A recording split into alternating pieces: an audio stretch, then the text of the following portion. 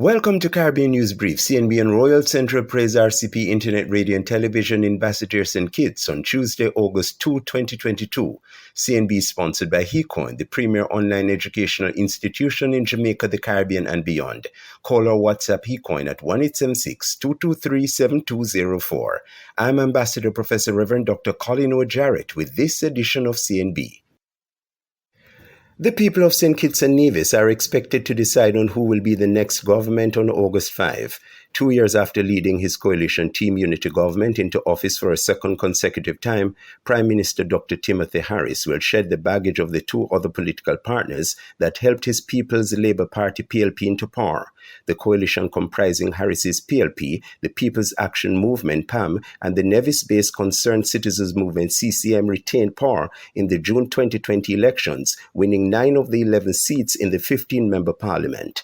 The other 2 seats went to the main opposition, St. Kitts Nevis Labour Party SKNLP, which under the constitution of the Twin Island Federation, the other 4 legislators are nominated by the Governor-General following the polls. Last Thursday, 34 people, including representatives from the Nevis Reformation Party, the Moral Restoration Movement, as well as 2 independent candidates, were nominated to contest the elections on Friday.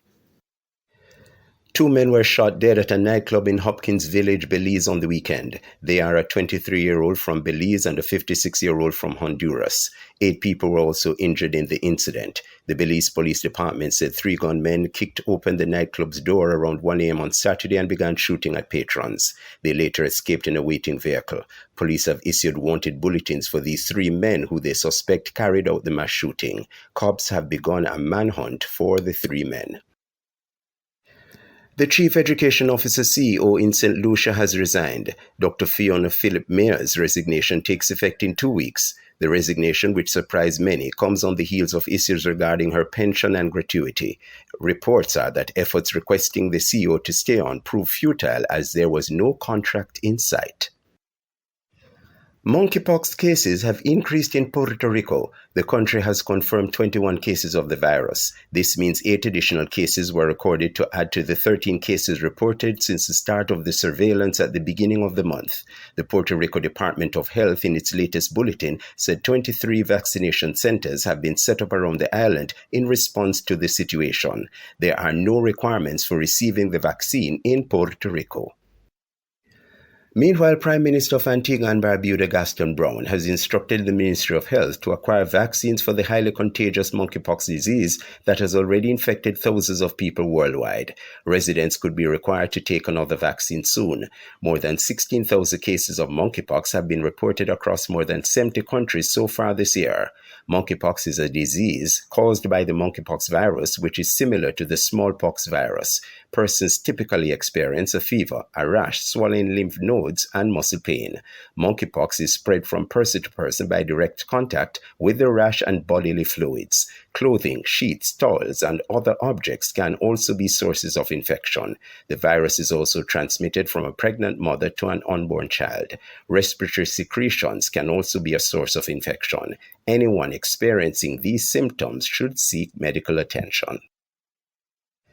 The United States Customs and Border Protection CBP agency on Friday said it collaborated with U.S. Coast Guard and other law enforcement partners in rescuing 68 Haitian migrants after smugglers dropped them off near the shores of Mona Island, Puerto Rico. The CBP said 5 other Haitian migrants died during the smuggling event. CBP said authorities recovered 5 bodies from the water and reported that there were 68 survivors who came safely home. They included 41 males, 25 females, and 2 minors. Meanwhile, over 100 Haitians will return home on a special flight from Turkey after agreeing to voluntary repatriation, according to the Ministry of Foreign Affairs, after spending thousands of dollars to go to Turkey, hoping for a better life. 1 year later, after a failure of integration and a series of disappointments, 135 Haitians sought the help of the Haitian government through the ministry. The operation was made possible with the help of the International Organization for Migration, IOM, with the support of diplomatic missions of Haiti. The Ministry of Foreign Affairs is reporting that all the arrangements have already been made to welcome the compatriots with dignity upon their arrival in the country. Dominica will see more resilient infrastructure to be completed in the coming year. The country will also see more projects to beautify the island and roads to forge stronger connection and interaction across communities. During his presentation of the 2022-2023 national budget last week, Prime Minister Roosevelt Skerritt said these projects are expected to support the economic development of the island, bringing with improved road alignment of $18 million project of Layou East Road. He informed that the new road will improve connectivity between west and east coasts and expand opportunities in the agriculture and tourism sectors. Prime Minister Skerritt also announced that the new Marigot Hospital is now complete and the medical equipment and furnishings are currently being installed. A 16-year-old girl and a 57-year-old truck driver are in custody following the seizure of 1,500 pounds of ganja valued at nearly 300 million Jamaican dollars or $2 million US. They were held during a police operation in Stony Hill, St. Andrew, Jamaica on the weekend. A statement from the police says shortly before 3 p.m. on Friday, the Narcotics Division and the St. Andrew North Police intercepted a truck on St. Christopher's Road. The truck was searched and the ganja reportedly found. The man and the teenager were taken into custody and later charged with breaches of the Dangerous Drugs Act. The teenager has been placed in state care.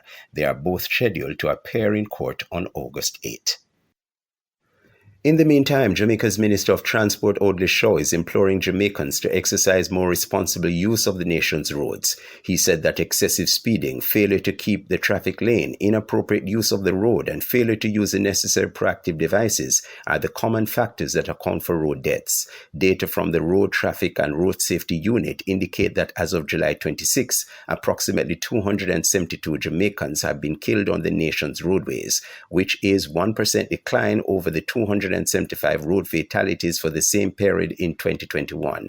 In addition, there has been a 200% increase in road fatalities among public passenger vehicle drivers, moving from 1 in 2021 to 3 as of June 26 this year.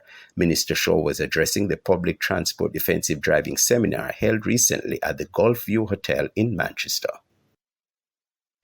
A prominent Guatemalan newspaper editor who has overseen investigations into corruption has been arrested, prompting denunciation Saturday by politicians, anti-corruption activists, and civic groups. Prosecution agents arrested Jose Ruben Marroquin at his home on Friday night. They searched his home, seizing telephones and accusing him of money laundering. Marroquin is a prize-winning journalist who heads the newspaper El Periódico. Journalists protested Saturday outside a courthouse where the case is being heard. International tourism in Mexico has finally surpassed pre-pandemic levels after 10.26 million visitors came to the country in the first half of 2022. Mexico's tourism department reported on Friday that international arrivals from January to June 2022 were up 1.5% from the 10.11 million tourists who arrived in Mexico in the first half of 2019. Mexico's strongest showing was with U.S. visitors. The number of Americans arriving by air in the first 6 months of the year was 6.66 million, which is 19.1% higher than in the same period in 2019. It is not clear whether the war in Ukraine may have played a role in convincing some Americans to vacation closer to home. Vice-Chancellor of the University of the West Indies, UWI, Professor Sir Hilary Beckles, has been elected by his peers across the international academic community to serve on the Governing Council for the Association of Commonwealth Universities, ACU. In a statement on July 29, the announcement was made naming the newest members of its governance body who will be responsible for overseeing the association's activities and determining its future strategic direction. Vice-Chancellor Beckles' appointment is for 3 years until August 2025. The ACU is the world's first and oldest international university network, established in 1913 to provide a forum for universities to share information, knowledge, and ideas. The International Monetary Fund, the IMF, says the economies of Latin America and the Caribbean have continued their strong post-pandemic rebound. However, the winds are shifting as global financial conditions tighten, commodity prices reverse upward, and inflationary pressures persist. The Washington-based financial institution said the reopening of the contact-intensive sectors, especially hospitality and travel, the unwinding of pandemic pent-up demand, and still favorable external financial conditions supported a solid expansion expansion. This happened in the first half of the year, allowing services to catch up with manufacturing and employment to reach pre-pandemic levels. The bank said year-on-year growth reached 2.8% in the first quarter, compared to an average of 1.7% in the year preceding the pandemic. There were reports of high-frequency indicators which point to continued momentum in the second quarter. And Caribbean countries have renewed their parametric insurance coverage of $1.2 billion for the policy year 2022-2023, which began June 1. The Caribbean Catastrophe Risk Insurance Facility, which made the announcement on Friday, said this is an increase of 10% over the previous year. 13 governments increased their coverage. The insurance covers tropical cyclones, excessive rainfall and earthquakes, and the fisheries sector. Since its inception, the facility has made 54 payouts to 16 of its member governments, totaling approximately $245 million. You have just listened to Caribbean News Brief, CNB on Royal Central Praise RCP Internet Radio and Television in Basseterre St. Kitts. CNB was sponsored by HeCoin, the premier online educational institution in Jamaica, the Caribbean and beyond. Call or WhatsApp HeCoin at 1-876-223-7204. For listeners who wish to share news with us, please send an email to centralpraiseinfo@gmail.com. That's centralpraiseinfo@gmail.com. For these and other stories, please log on to www.royalcentralpraiselive.com. Join us on Tuesdays and Fridays at 10 a.m. for reliable and comprehensive news in the Caribbean.